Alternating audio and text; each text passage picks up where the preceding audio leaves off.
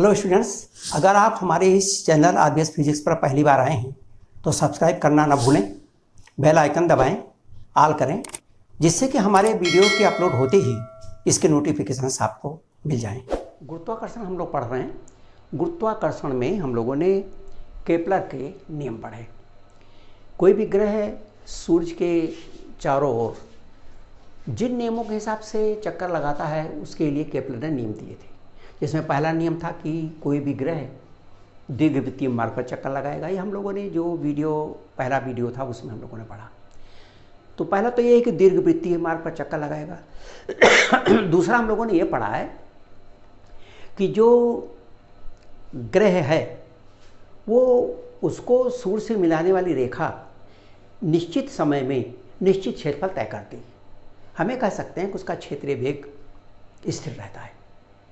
क्षेत्रीय वेग यानी वेग परिवर्तन की दर, क्षेत्रीय वेग यानी क्षेत्रफल परिवर्तन की दर dA/dt। और तीसरा हम लोगों ने पढ़ा है कि जो परिक्रमण काल है ग्रह का, एक चक्कर लगाने का समय, वो उसकी जो दीर्घवृत्त है उसकी अर्ध दीर्घ अक्ष की तीसरी घात के अनुक्रमानुपाती होता है। ये तीन चीज़ें हमने पढ़ी, इनको हम लोगों ने प्रूव भी किया। और जो दूसरा वाला है उसमें हम लोगों ने ये भी सिद्ध किया था कि जो दूसरा नियम है वो कोणीय संवेग संरक्षण का नियम है। ये हम लोगों ने सिद्ध करके देखा है। ये जो हम लोगों ने केपलर का नियम पढ़ा है, न्यूटन के नियम का निष्कर्ष इससे निकालना है। क्या न्यूटन का नियम इससे सिद्ध हो जाता है? क्या ये न्यूटन के नियम को वेरीफाई करता है? तो केपलर के नियम से न्यूटन के नियम का परिणाम या निष्कर्ष।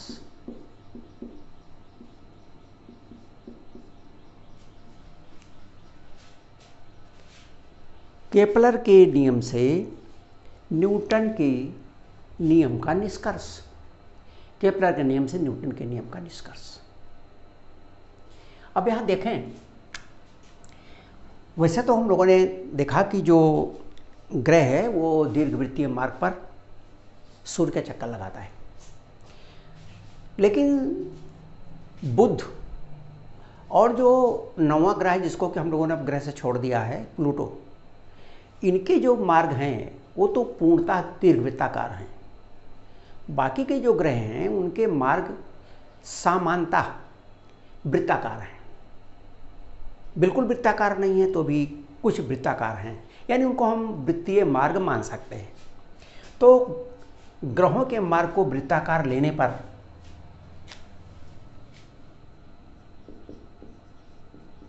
ग्रहों के मार्ग को r त्रिज्या का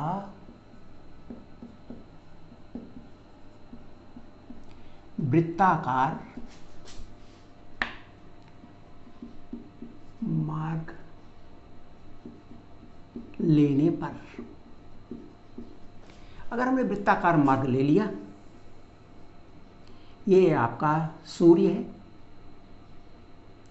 सन, ये सूर्य है और इसके चारों ओर ये ग्रह चक्कर लगा रहा है। ये ग्रह है, ये दूरी इनके बीच की आ रहा है। तो ग्रह पर अभिकेंद्रीय बल कितना लगेगा? सूर्य की ओर लगने वाला अभिकेंद्रीय बल। इसलिए ग्रह पर सूर्य की ओर अभिकेंद्रीय बल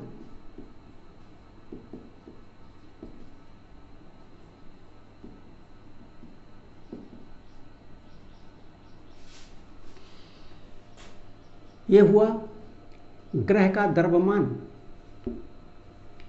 ग्रह की चाल और वृत्तीय मार्ग की त्रिज्या। mv²/r, या F = m/r। v को देखिए, v 2πr, यानी पूरा इसका जो मार्ग है उसकी लंबाई बटा परिक्रमण काल, कितनी देर में एक चक्कर पूरा होता है। कितनी देर में एक चक्कर पूरा होता है उससे अगर हम पूरी दूरी को भाग दे दें तो किस चाल से जा रहा है ग्रह ये मालूम हो जाए। इसलिए v बराबर हुआ 2πr/t²,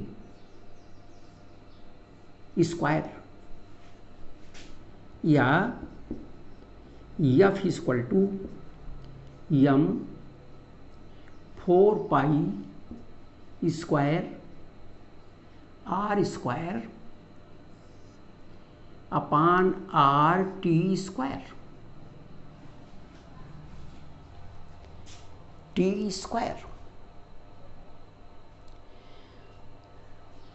यहाँ t² में हम मान रख देते हैं। हम लोगों ने ये जो तृतीय नियम है, केपलर के तृतीय नियम से,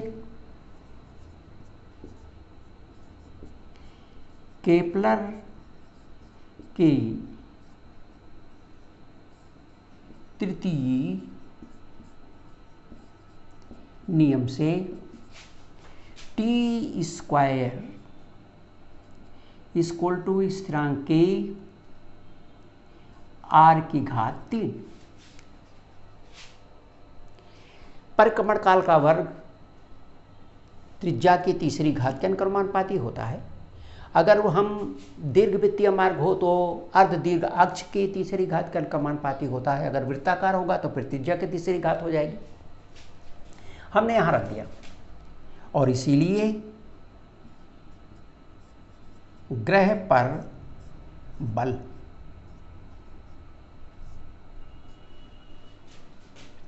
F 4π²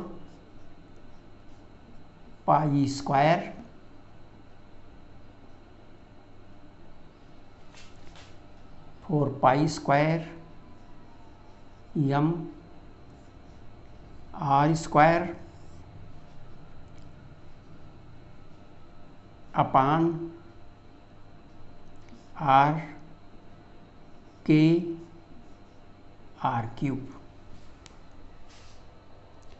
यहाँ पर ये जो r³ है इस r² से कट जाएगा,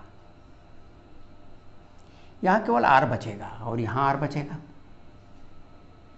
तो ये आपका आ गया 4π²/km/r²। यह है सूर्य के द्वारा ग्रह पर लगने वाला बल। यहां पर देख रहे हैं कि 4π²/k एक कांस्टेंट है, स्थिरांक है।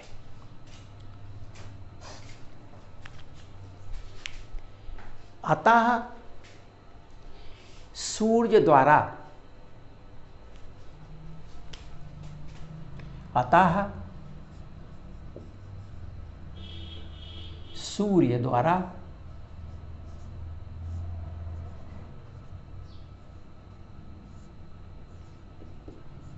ग्रह पर बल अनुक्रमानुपाते ग्रह का द्रव्यमान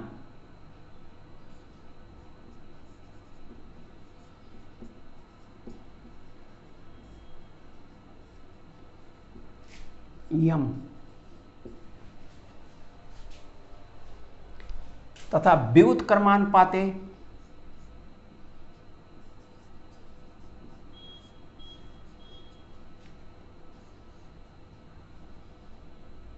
तथा सूर्य से ग्रह की दूरी के वर्ग के व्युत्क्रमानुपाती,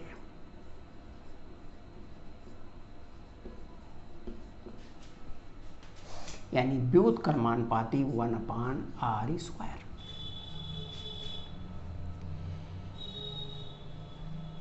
जब सूर्य द्वारा ग्रह पर बल ग्रह के द्रव्यमान का अनुक्रमानुपाती है, तो अब चूंकि बल ग्रह द्वारा सूर्य पर और सूर्य द्वारा ग्रह पर बराबर लगता है, चूंकि बल पारस्परिक है, म्यूचुअल है, और इसीलिए यह बल इसलिए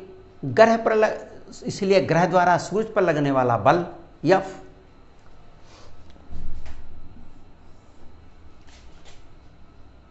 यही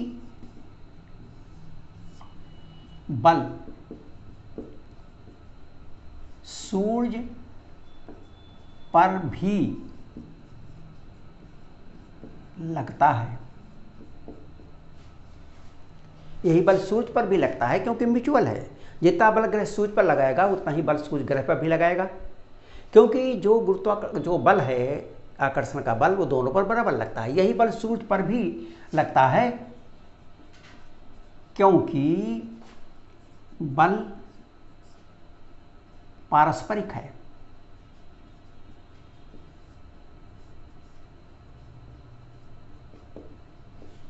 इसलिए सूर्य पर बल F अनुक्रमानुपाती सूर्य का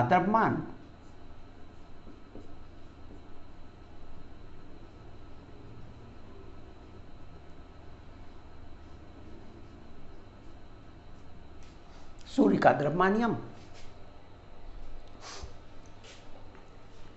और इसलिए सूर्य एवं ग्रह के बीच बल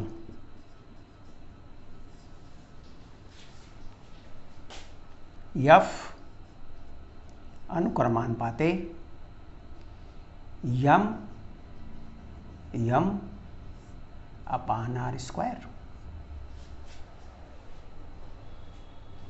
4π² के स्थान पर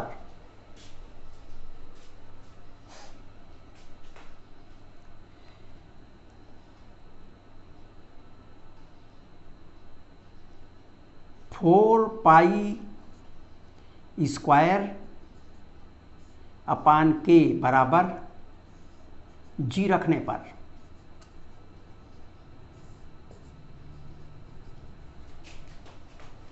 F = Gmm/r²।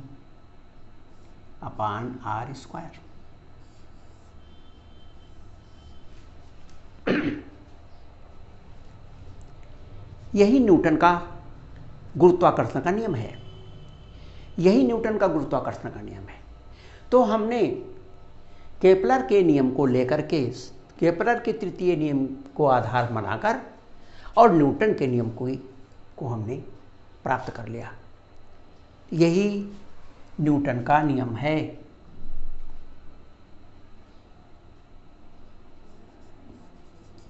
यही न्यूटन का नियम है।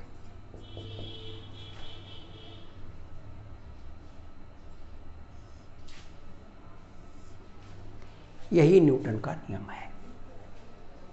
तो ये तो हो गया कि किस तरह हम न्यूटन के नियम को, केपलर के नियम को आधार बनाकर उसके निष्कर्ष को हम प्राप्त कर सकते हैं। अब आइए, न्यूटन का नियम अभी तो हमने पढ़ा नहीं, हमने केवल उसका निष्कर्ष निकाला। न्यूटन के गुरुत्वाकर्षण का नियम, न्यूटन के गुरुत्वाकर्षण का नियम।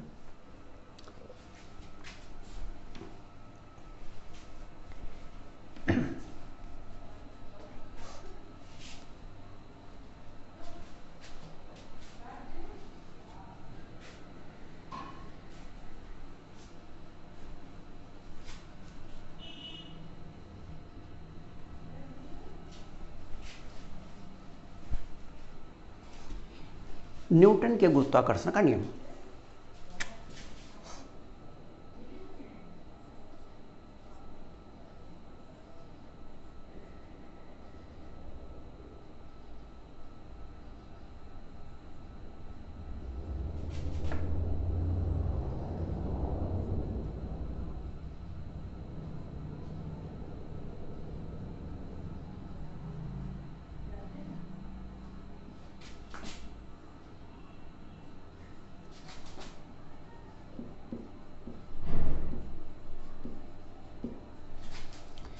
Newton's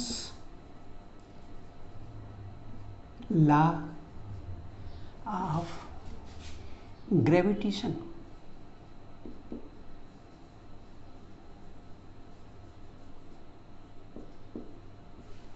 Newton's law of gravitation, Newton के गुरुत्वाकर्षण का नियम।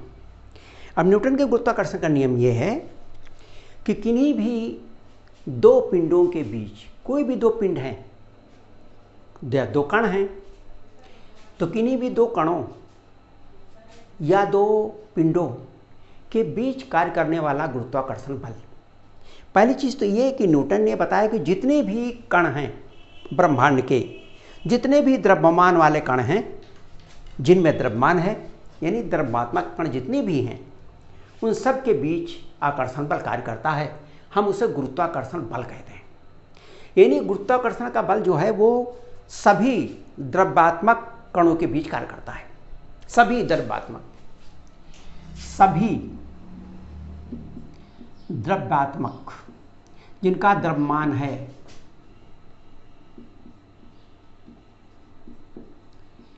कणों के बीच गुरुत्वाकर्षण बल कार्य करता है।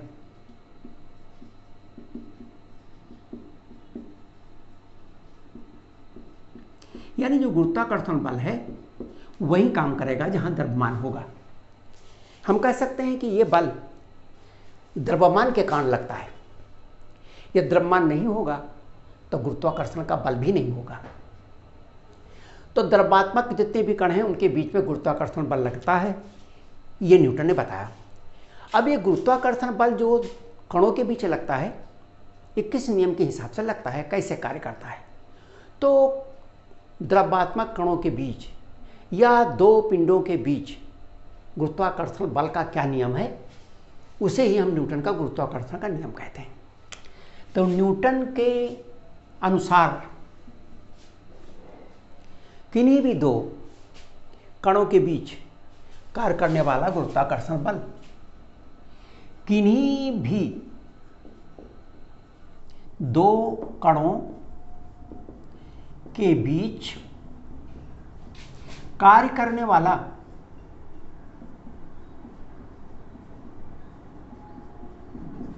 किन्हीं भी दो कणों के बीच कार्य करने वाला गुरुत्वाकर्षण बल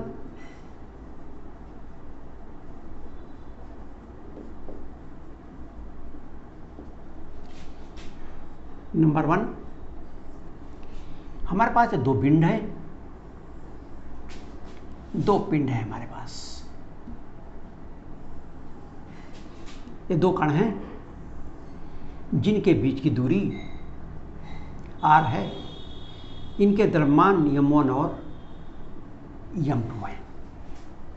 तो किन्हीं भी दो कणों के बीच, याद रखेंगे कण हमने लिया है छोटे हैं, यानी ये जो दूरी हमने ली इनके द्रव्यमान केंद्रों के बीच ली। तो किन्हीं भी दो कणों के बीच कार्य करने वाला गुरुत्वाकर्षण बल नंबर 1 दोनों द्रव्यमानों के गुणनफल के अनुक्रमानुपाती होता है। दोनों द्रव्यमानों के गुणनफल के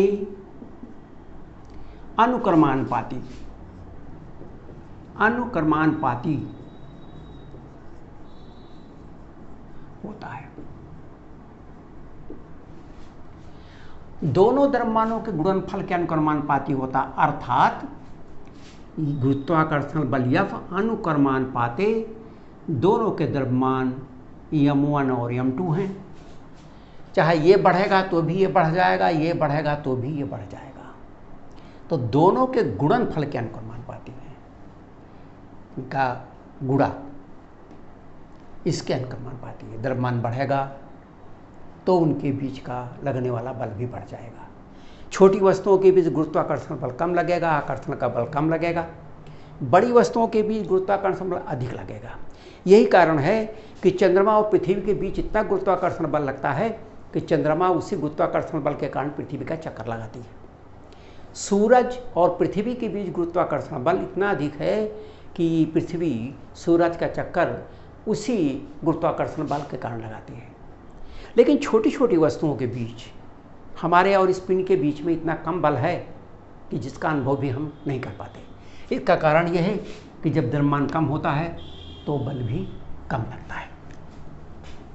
दूसरा,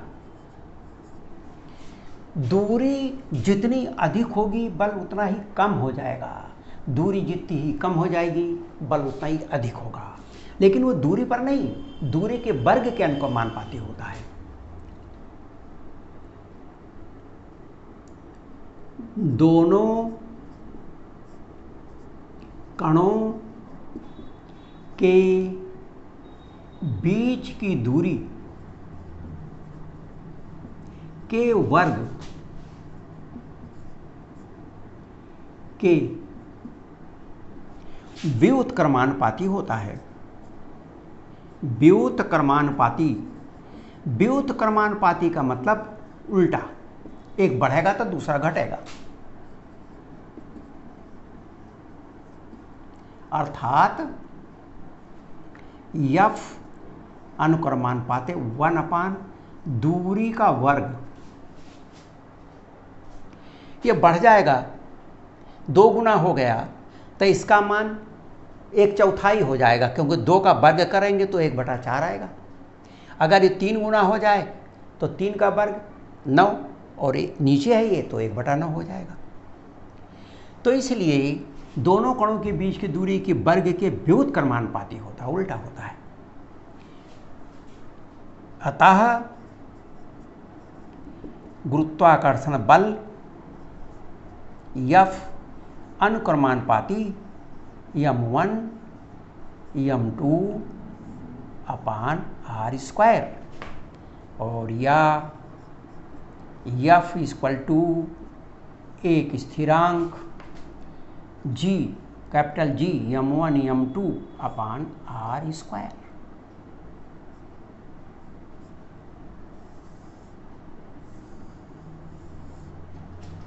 ये न्यूटन का गुरुत्वाकर्षण बल का नियम है, उसी का ये फार्मूला है जिसको हमने यहाँ निकाला है।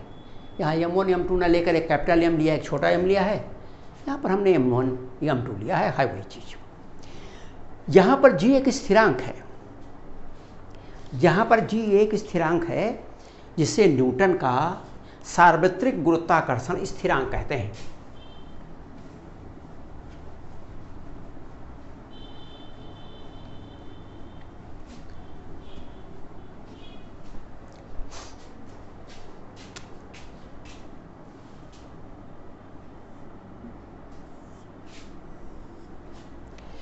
जहां G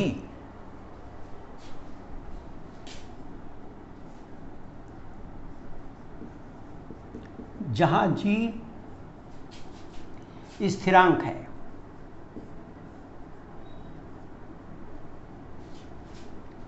इसे न्यूटन का सार्वत्रिक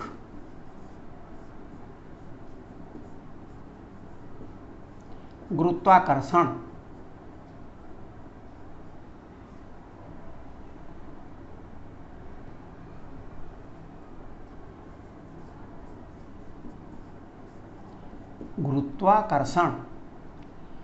स्थिरांक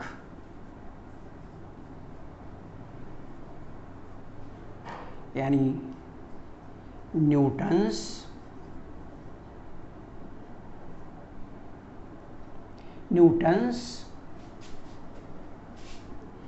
यूनिवर्सल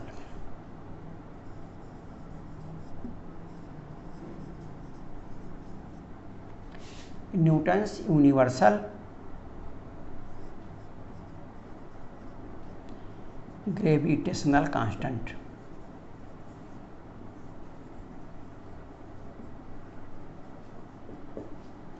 कहते हैं।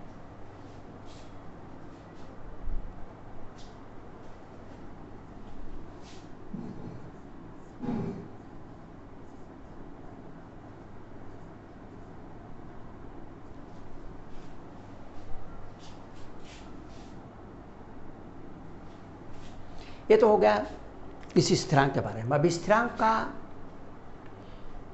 मात्रक क्या है, इसको किस तरह से हम डिफाइन करेंगे, इसको परिभाषित करेंगे, और इसकी विमा क्या होगी। तो पहला तो ये जो जी है हमारा, हम किसको कहेंगे, इसकी परिभाषा क्या है। यहाँ पर ध्यान से देखें, अगर हम m1 m2 को 1-1 किलोग्राम मान लें, यानी एकांक का मान लें, और दूरी को भी 1 मान लें, तो इनके भी जो बल लगेगा उसका मान g के बराबर होगा। तो हम कह सकते हैं एकांक द्रव्यमान के एकांक दूरी पर स्थित दो पिंडों के बीच लगने वाला गुरुत्वाकर्षण बल का परिमाण g के बराबर हो, g के मान के बराबर होता है। तो दो एकांक द्रव्यमान के एकांक दूरी पर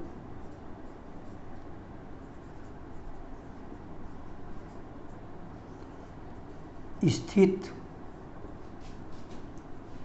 दो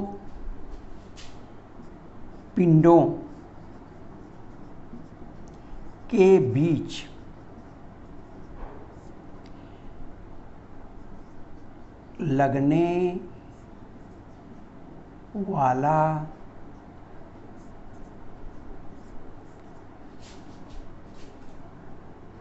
लगने वाले गुरुत्वाकर्षण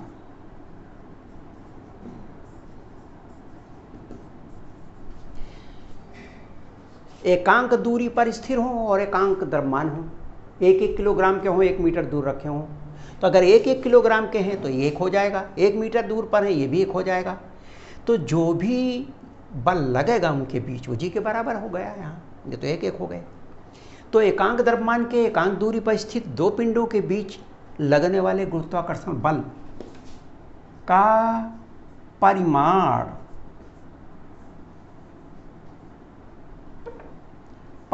यानी मान, वैल्यू, मैग्नीट्यूड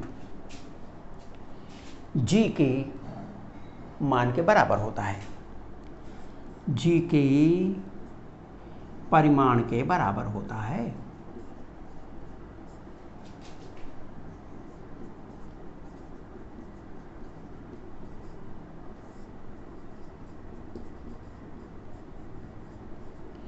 तो ये तो हो गया कि इसका मान किसे कहते हैं हम जी, ये इसकी डेफिनीशन हो गई, इसकी परिभाषा हो गई, यानी इसकी ये डिफिनीशन है, इसकी ये परिभाषा है, किसे हम कहते हैं। इसका मान निकाला गया और इसकी जो वैल्यू निकाली गई है, जो इसका मान आता है, जी का मान आता है 6.67 इंटू 10⁻⁻11। और इसका मात्रक आएगा न्यूटन मीटर स्क्वायर प्रति kilogram square. Newton metre square प्रति किलोग्राम स्क्वायर, ये इसका मान है, जी का मान।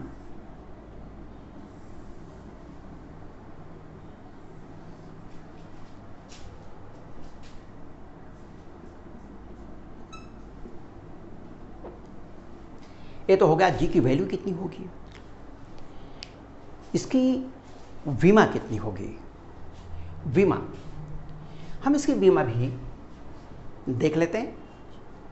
विमा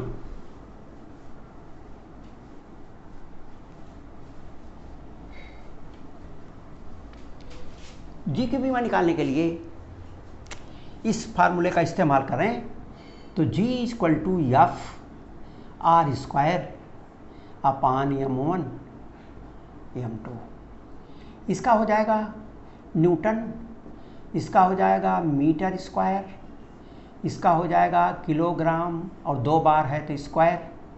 मान रखिए न्यूटन की बीमा हो जाएगी m/L/T-2, और फिर मीटर स्क्वायर है तो मीटर स्क्वायर का हो जाएगा L/2। लंबाई को L से प्रदर्शित करते हैं, किलोग्राम को m से प्रदर्शित करते हैं, इसलिए G की जो बीमा आई, इसका विमीय सूत्र, G का विमीय सूत्र, ठीक है, ये विमीय सूत्र निकाला हमने G का विमीय सूत्र।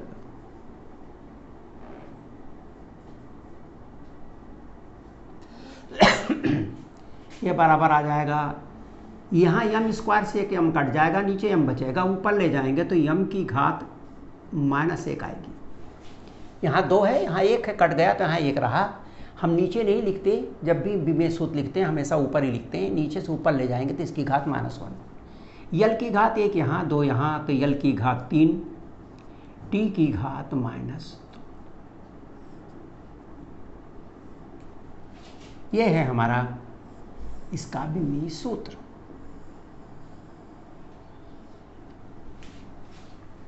ये तो हो गया न्यूटन का गुरुत्वाकर्षण का नियम क्या है, न्यूटन के गुरुत्वाकर्षण का नियम।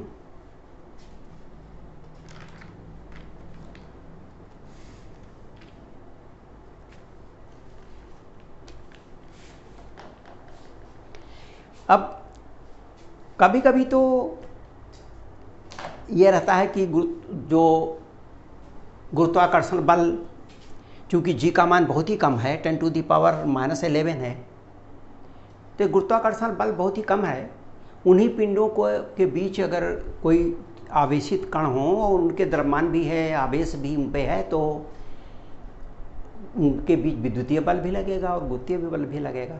तो कभी कभी पूछते हैं कि गुरुत्वीय बल और विद्युतीय बल में अनुपात क्या है, तो इनके गुरुत्वीय बल और विद्युतीय बल का अनुपात हम निकाल सकते हैं।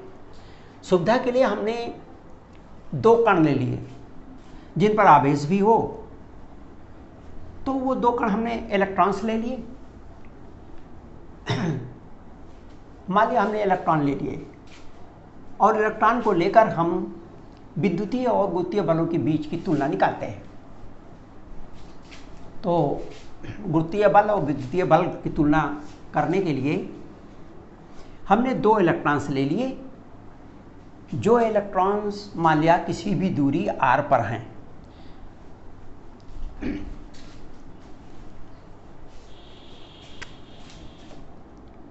गुरुत्वीय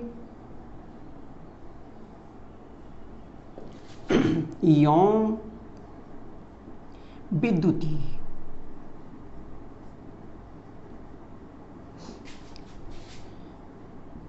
बलों की तुलना,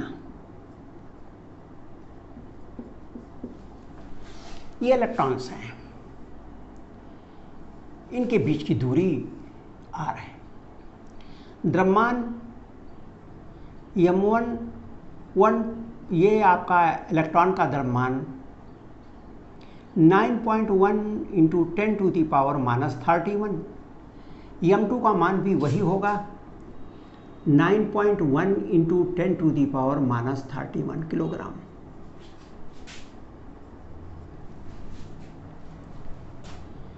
r दूरी पर 2 इलेक्ट्रॉन हैं।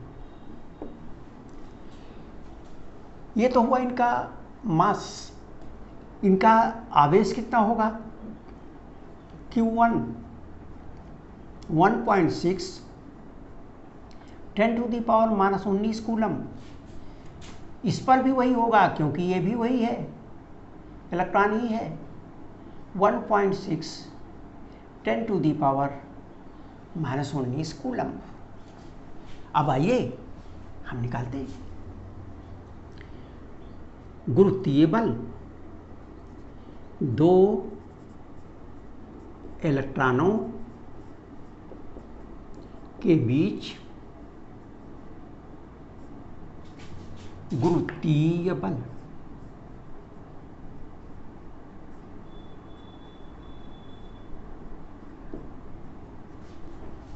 गुरुत्वीय बल F G equal to G m1 m2 upon R square, जी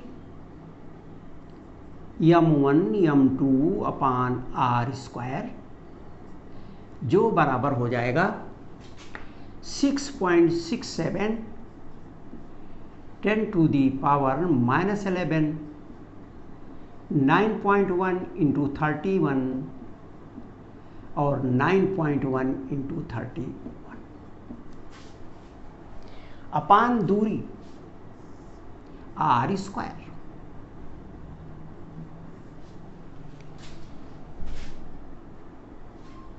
विद्युतीय बल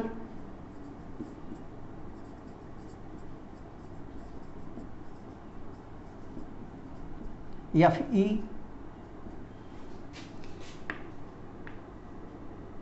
nine into 10 to the power 9 Q1 Q2 upon R square.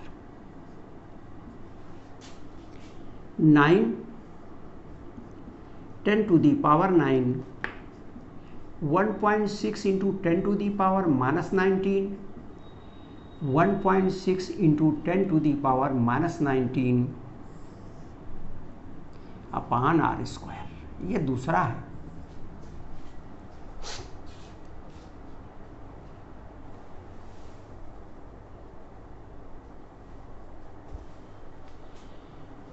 हमने भाग दे दिया, इसीलिए F G upon F E R square दोनों में कट जाएगा। यहाँ आया 6.67 9.1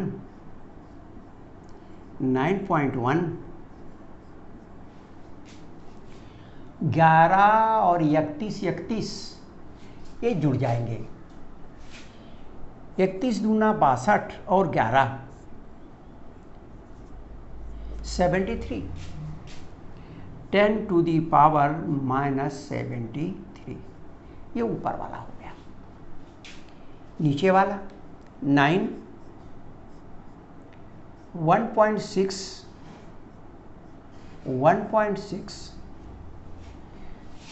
1.69 19 दूना 38 में से 9 गए, बाकी बचे 29 10 टू दी पावर -29।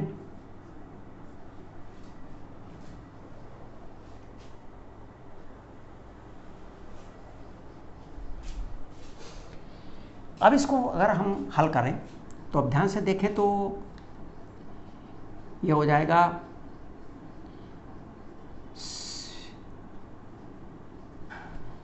16 पंचे 80 11 110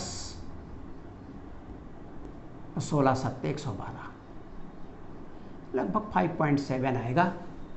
और ऐसा ही इसका भी आएगा लगभग 5.7।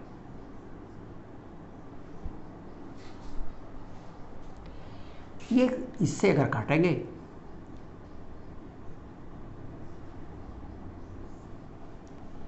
तो यहाँ आ जाएगा 9 7 9 सत्ते 63 3 सरसठ 37 9 चौक 36। अब अगर इन्हें हम देखें गुणा करें सबको तो 5.7 से 5.7 को गुणा कर दिया। 7 सता 49 7 पचे 35 35 4 39 5 सत्ते 35 और 5 पचा 25 3 28 9 9 5 14 8 3 11 1 12, 2 1 3। ये आ गया इसका गुणा 2 का, दशमलव यहाँ आ जाएगा 2 अंक पर। फिर 0.75 से इसको गुणा करते हैं। अगर इसको 0.75 से गुणा करते हैं, 74 से, 4 9 36, 4 चौको 16, 3 19 और 4 दूनी 8, 1 9, 4 3 12, 7 9 63, 7 चौक 28, 6 34 और 7 दूनी 14, 3 17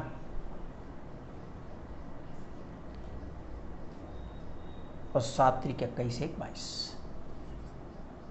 अब अगर इसको जोड़ते हैं तो आता है 6 9 3 12, 9 4 13 1 14, 7 2 9 1 10, 2 1 3 1 4 और 2।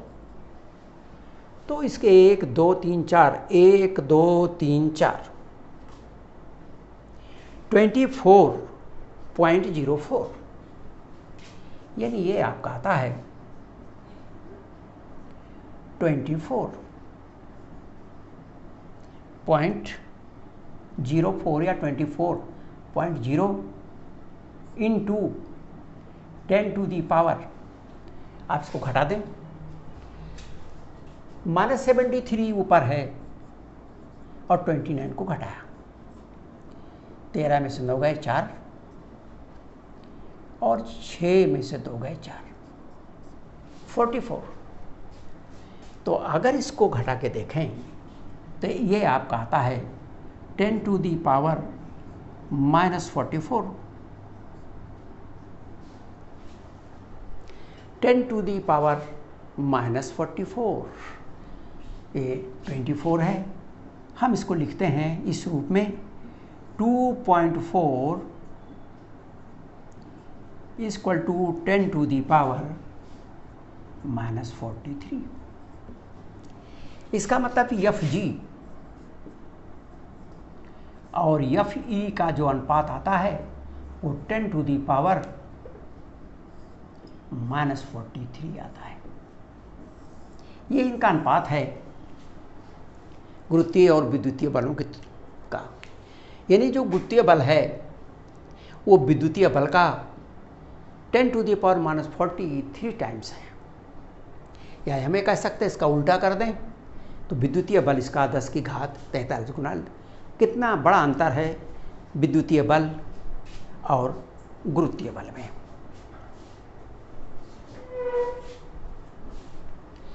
अब आइए देखते हैं, हम लोगों ने पढ़ा है दो पिंडों के बीच कार्य करने वाला बल। दो पिंड कोई भी हो उनके बीच बल कार्य करता है। कलम के बीच हमारे बीच है, हमारे और बोर्ड के बीच, या हमारे और कैमरे के बीच, सबके बीच बल कार्य करता है। अब ये बात अलग है कि उस बल का अनुभव हमें इसलिए नहीं होता कि उनके बीच लगने वाला गुरुत्वीय बल बहुत ही कम होता है।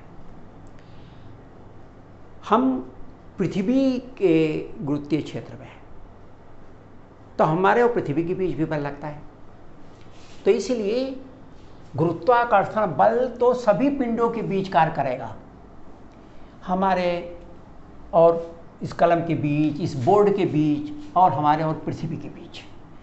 सभी पिंड एक दूसरे पर आकर्षण का बल लगाते हैं अपने द्रव्यमान के कारण, इसलिए उसको हम गुरुत्वीय बल कहते हैं।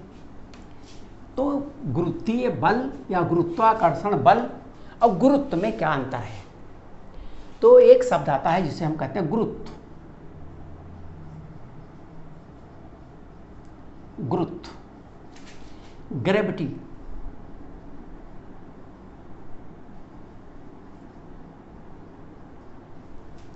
गुरुत्व या ग्रेविटी कहते हैं कि जब दो पिंडों के बीच बल लगे और उसमें से एक पिंड पृथ्वी हो, एक पिंड कुछ भी हो। जैसा मान लीजिए पृथ्वी हम पर बल लगाती है, वो गुरुत्व है। पृथ्वी कलम पर बल लगाती है, उसी कारण गिर जाती है, ये गुरुत्व है।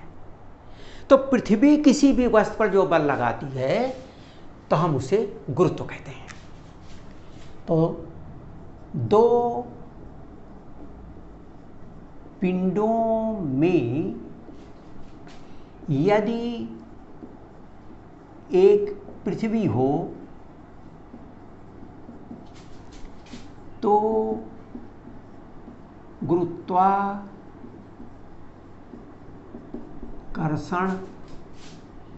बल को गुरुत्व कहते हैं।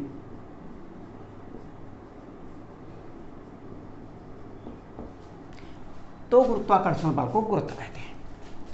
इसलिए ये मान लीजिए ये पृथ्वी है, ये पृथ्वी है, उसका द्रव्यमान यम ई है, यमी, और उसकी त्रिज्या आर ई है। पिंड है यहाँ, चूंकि ये दूरी यहाँ से यहाँ तक की दूरी, यहाँ से यहाँ तक की दूरी लगभग बराबर ही है। यहाँ से यहाँ तक की दूरी नगण्य है,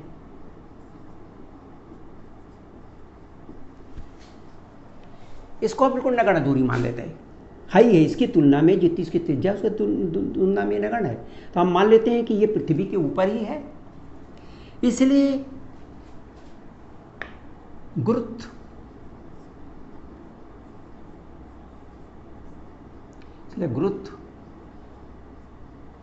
F = G पृथ्वी का द्रव्यमान, उस पिंड का द्रव्यमान बटा उनके बीच की दूरी आर ई का स्क्वायर।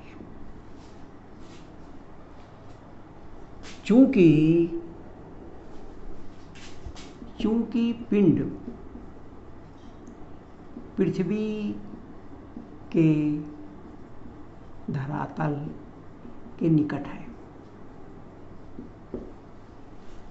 इसलिए आर दूरी यहाँ से यहाँ तक लीजिए, चाहे दूरी यहाँ से यहाँ तक लीजिए, एक ही बात है। यह हुआ गुरुत्व। और जो पृथ्वी द्वारा लगता है बल, उसी को हम भार भी कहते हैं। पृथ्वी द्वारा किसी वस्तु पर गुरुत्वीय बल को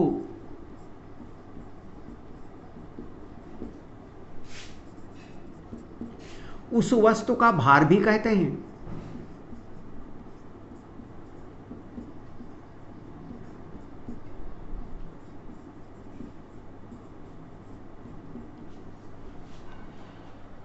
यदि गुरुत्वीय त्वरण पृथ्वी के गुरुत्व के कारण किसी वस्तु के वेग में परिवर्तन g हो, यदि गुरुत्व के कारण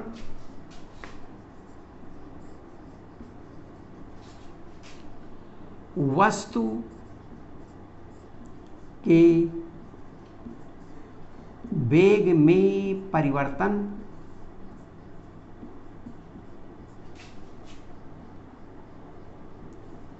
को गुरुत्व के कारण वस्तु के वेग में परिवर्तन को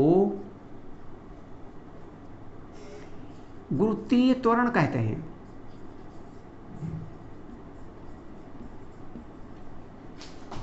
जिसे हम जी से प्रदर्शित करते हैं।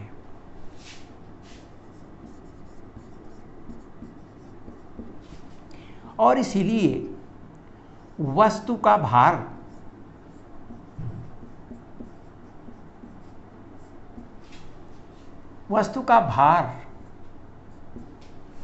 बराबर हो जाएगा वस्तु का द्रव्यमान गुणे गुरुत्वीय त्वरण। इसलिए वस्तु का भार किसी पृथ्वी द्वारा किसी वस्तु पर गुरुत्वीय बल को उस वस्तु का भार कहते हैं।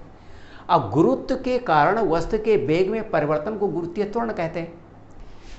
तो वस्तु का जो भार होगा वो इस नियम के हिसाब से, न्यूटन के नियम के हिसाब से बराबर हो जाएगा वस्तु का द्रव्यमान गुणे त्वरण। इसलिए वस्तु का भार F = mg। ये भार है। अब वस्तु का इस भार को अगर हम न्यूटन के नियम से निकालें तो इतने के बराबर होगा। यही बराबर हो जाएगा G m upon r square. और इसीलिए G is equal to G m e upon r square. ये गुरुत्वीय त्वरण का इस रूप में मान है G m e upon r square. जब वस्तु पृथ्वी के निकट होगी तो उसमें उसके गुरुत्वीय त्वरण का इतना मान होगा। तो ये तो हो गया हमारा कि गुरुत्व क्या है। गुरुत्व जो पृथ्वी बल लगाती है उसे गुरुत्व कहते हैं। वस्तु पर लगने वाले, पृथ्वी द्वारा लगने वाले बल को हम भार भी कहते हैं। गुरुत्वाकर्षण के नियम से भार बराबर हो जाएगा G m e m upon r square. गुरुत्वाकर्षण के नियम से पृथ्वी द्वारा यम द्रव्यमान पर लगने वाला बल, इसी को भार भी कहते हैं।